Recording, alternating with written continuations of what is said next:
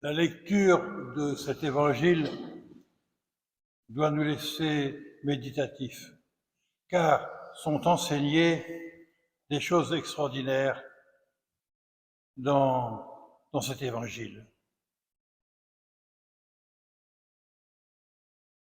Les serviteurs qui apportent l'eau transformée en vin sont stupéfaits.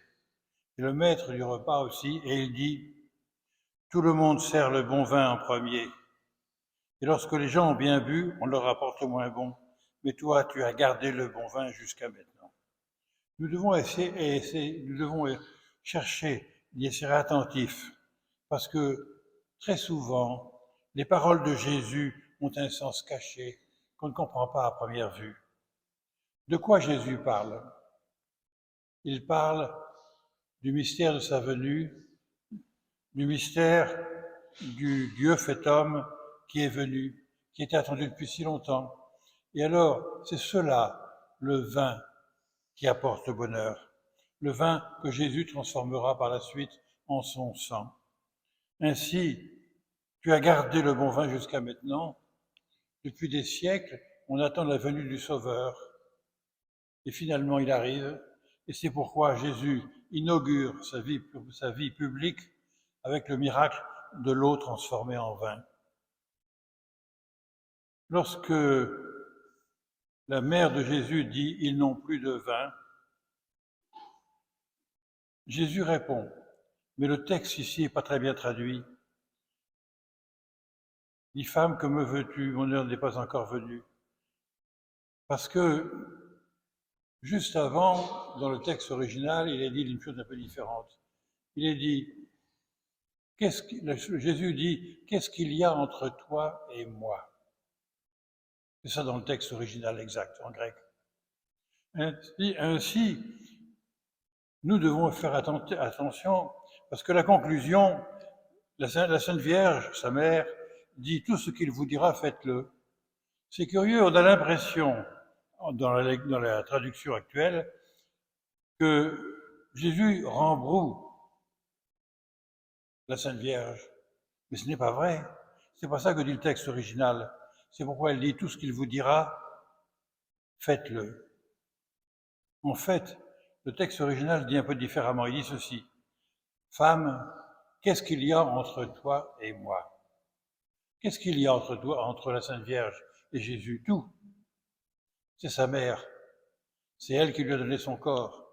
C'est elle qui a reçu le message de l'ange par lequel a été introduit le mystère divin dans la réalité humaine.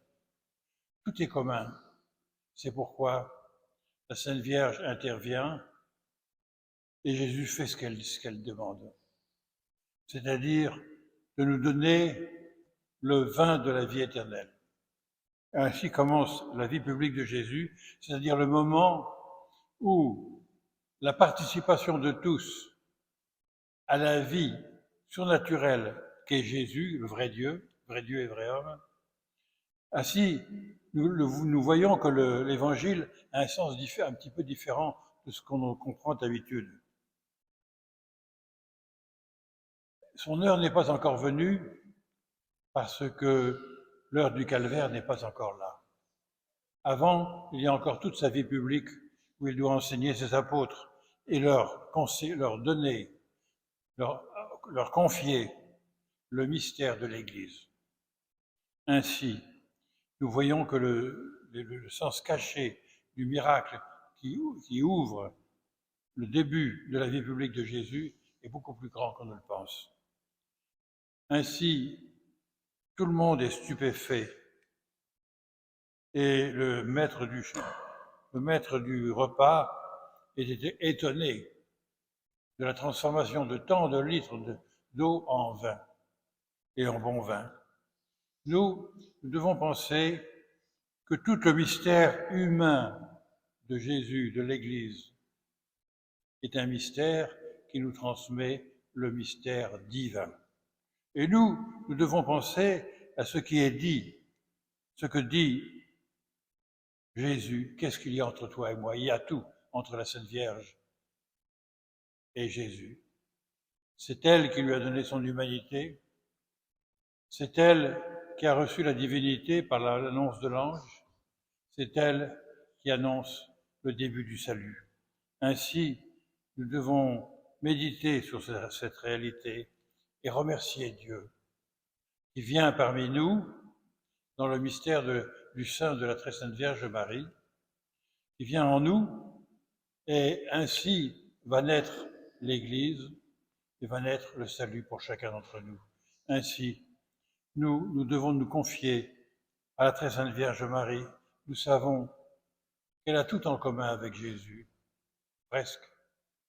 Ainsi, quand nous la prions, nous entrons en communion avec le mystère de la venue de Dieu parmi nous.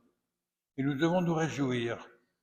Et nous ne devons pas avoir peur de parler à la très sainte Vierge, de la prier très souvent, de dire le chapelet, parce que nous entrons ainsi en communion avec la Mère de Dieu.